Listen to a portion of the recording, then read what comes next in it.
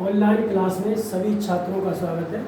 मैं संतोष साथ राजकीय इंटर कॉलेज मेनपी से आज आपको कक्षा 12 जीव विज्ञान में आनुवांशिकी एवं विकास के चैप्टर में जो पढ़ाने जा रहा हूँ उसके मुख्य टॉपिक है आनुवांशिकी, मेंडलवाद, मेंडल के वंशागत के नियम।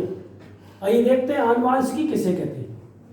सभी जीवों में कुछ ऐसे लक्षण पाए जाते हैं जो पीढ़ी दर पीढ़ी स्थानांतरित होते रहते हैं या उनकी अगली संतानों में वंशागत होकर पहुंचते रहते हैं। इन लक्षणों को आनुवांशिक लक्षण कहते हैं। पीढ़ी दर पीढ़ी वंशागत होने वाले इन्हीं लक्षणों का अध्ययन जीव विज्ञान की जिस शाखा में किया जाता है उस शाखा को आनुवांशिकी कहते हैं। इस आनुवांशिकी शब्द का प्रयोग सर्वप्रथम 1905 में बेटसन ने किया था, लेकिन मेंडल ने आनुवांशिकी के आधुनिक सिद्धांतों की खोज की, इसलिए मेंडल को आधुनिक आनुवांशिकी का जनक कहते हैं। देखिए मेंडलवाद क्या है।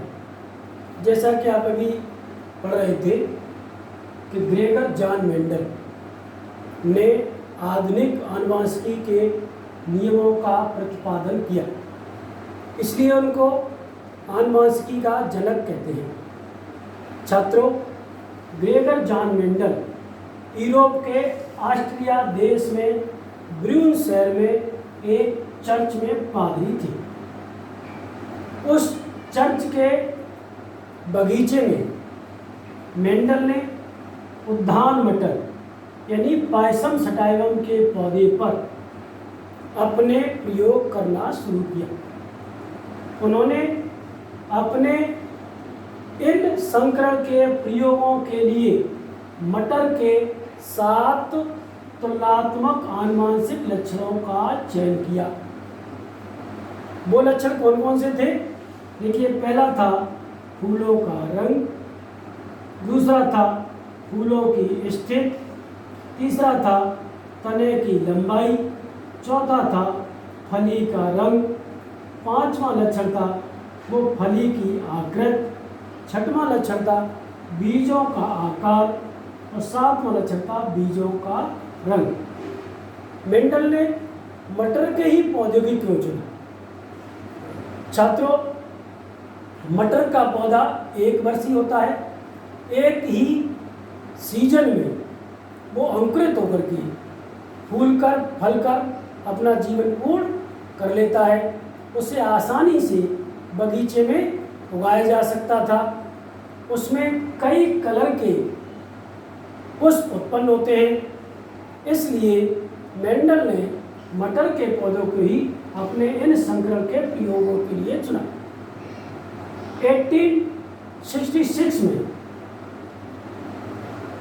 मेंडल द्वारा किए गए प्रयोगों का निष्कर्ष एक पत्रिका में छपा, लेकिन उस समय लोगों ने मेंडल के इन संकरण प्रयोगों की तरफ कोई ध्यान नहीं दिया और इस तरह मेंडल के द्वारा ये किए गए प्रयोगों का निष्कर्ष यूं ही दबा रहा। लेकिन इनके इन प्रयोगों के लगभग 34 वर्ष बाद 34 ईयर 34 वर्ष बाद 3 वैज्ञानिक कार्ल लोरेंस, हीगो डीब्रीज और वान शेरमार्क, इन तीनों वैज्ञानिकों ने जब आनुवांशिकी पर अपने प्रयोग किए और अपने प्रयोगों द्वारा उन्होंने वही निष्कर्ष निकाले जो 34 वर्ष पहले ग्रेगर जॉन मेंडल मटर के पौधे पर अपने संकरण प्रयोगों द्वारा निकाल चुके थे। इसलिए उन्हीं नियमों को मेंडल के नियम के नाम से फिर स्थापित किया गया। आज उन्हें ही मेंडल के आनुवंशिकता के नियम के नाम से जाना जाता है। अब आप पढ़ेंगे मेंडल के आनुवंशिकता के नियम। मेंडल ने मटर के पौधे पर अपने संकरण प्रयोग किए थे। उन संकरण प्रयोगों के आधार पर जो निष्कर्ष निकाले उन्हीं के अनुसार मेंडल ने जो नियम बनाए उन्हें ही मेंडल के वंशावत के नियम कहते हैं, जो निम्नलिखित हैं। नंबर 1, प्रभाविता का नियम। इस नियम के अनुसार जब दो विपरीत लक्षण वाले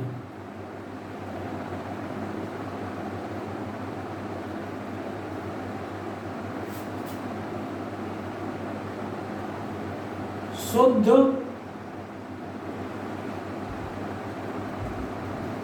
जनकों के मध्य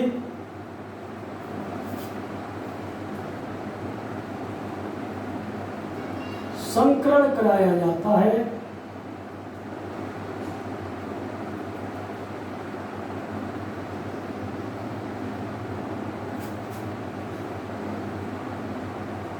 तो एक जनक के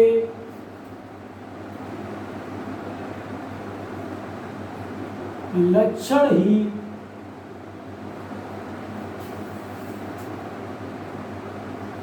प्रथम पीढ़ी में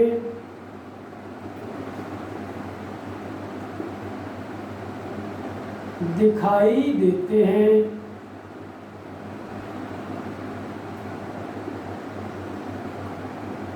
जो लक्षण दिखाई देते हैं उन्हें प्रभावी लक्षण कहते हैं और जो लक्षण दिखाई नहीं देते हैं उन्हें अप्रभावी लक्षण कहते हैं।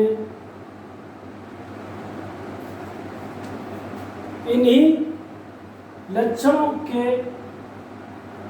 दृष्टिगत होने के कारण इस नियम को प्रभावता का नियम कहते हैं। फॉर एग्जाम्पल उदाहरण देखेंगे, मेंडल ने जब मटर की दो शुद्ध प्रजाति वाले विपरीत लक्षणों के मध्य संकरण कराया तो उसमें एक शुद्ध प्रजाति के लक्षण ही प्रथम पीढ़ी में दिखाई दिए अर्थात प्रभावी रहे। जैसे मटर के एक लंबे पौधे का संकरण मेंडल ने जब दोनों पौधे के साथ कराया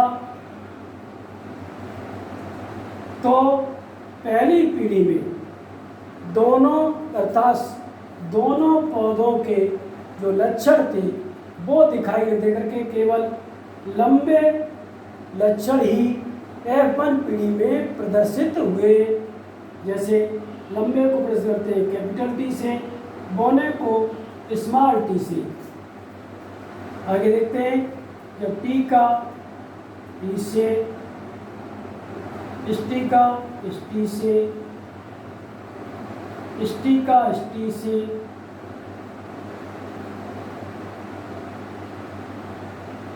ये प्रथम पीढ़ी, इसको F1 से प्रदर्शित करते हैं।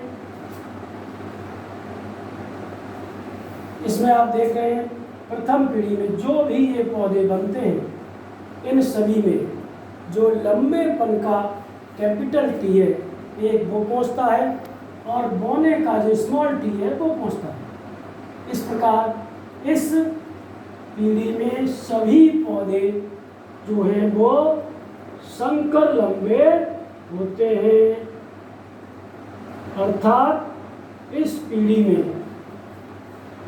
जो लंबेपन का लक्षण है वो प्रभावी रहता है और जो पौनेपन का लक्षण है वो अप्रभावी हो जाता है।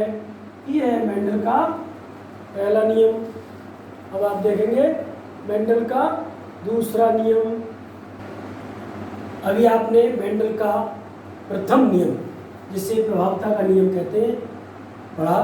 अब आप पढ़ेंगे मेंडल का जो दूसरा नियम है उसे पृथक्करण का नियम कहते हैं। जब मेंडल ने दो शुद्ध जनकों के मध्य संकर कराया तो प्रथम पीढ़ी में प्रभावी लक्षण वाले पौधे उत्पन्न हुए, लेकिन जब मेंडल ने उन्हीं प्रथम पीढ़ी में प्राप्त संकर लक्षण वाले पौधों को स्वपरागण द्वारा अगली पीढ़ी के लिए तैयार किया अर्थात दूसरी पीढ़ी के लिए, तो पाया कि जो लक्षण प्रथम पीढ़ी में अप्रभावी रहा था वो लक्षण गायब नहीं हुआ था, वो दूसरी पीढ़ी में अलग होकर के अर्थात पृथक होकर के अपना प्रदर्शन करता है।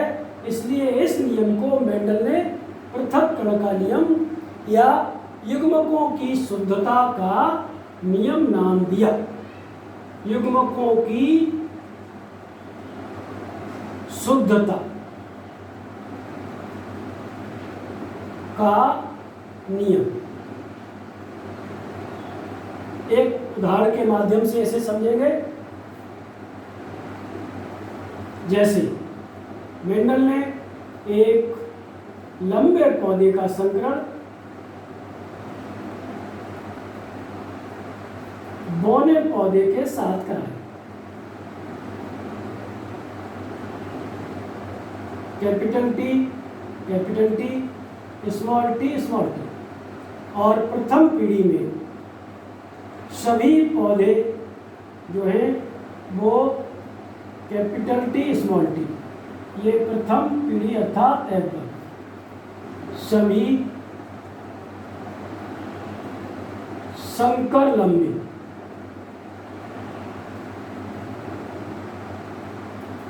लंबे पौधे प्राप्त हुए। लेकिन जब इन्हीं पौधों को मेंडल ने अगली पीढ़ी के लिए स्वपरागण द्वारा उगाया तो आप देखेंगे इससे 4% जो कुल पौधे उत्पन्न हुए उनमें 2 तरह के पौधे उत्पन्न होते हैं, कुछ लंबे और कुछ बौने, और उनका अनुपात होता है 3:1। देखेंगे इसमें से दूसरी पीढ़ी में जो उगते हैं वो होते हैं 3 लंबे और 1 बौना। ये दूसरी पीढ़ी होती है। इनमें ये अनुपात आता है 3:1। इसको इस तरह प्रदर्शित करते हैं।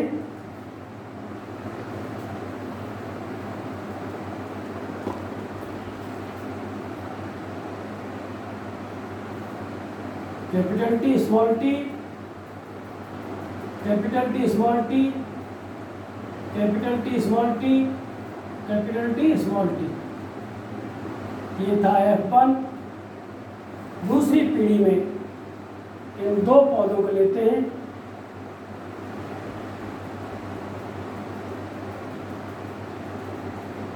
और इनका संग्रह कराते हैं। दोनों capital T, small T, capital T, small T, और दोनों स्मॉल टी।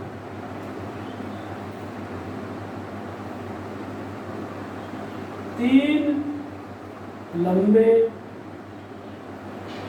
और 1 बौना। 3:1।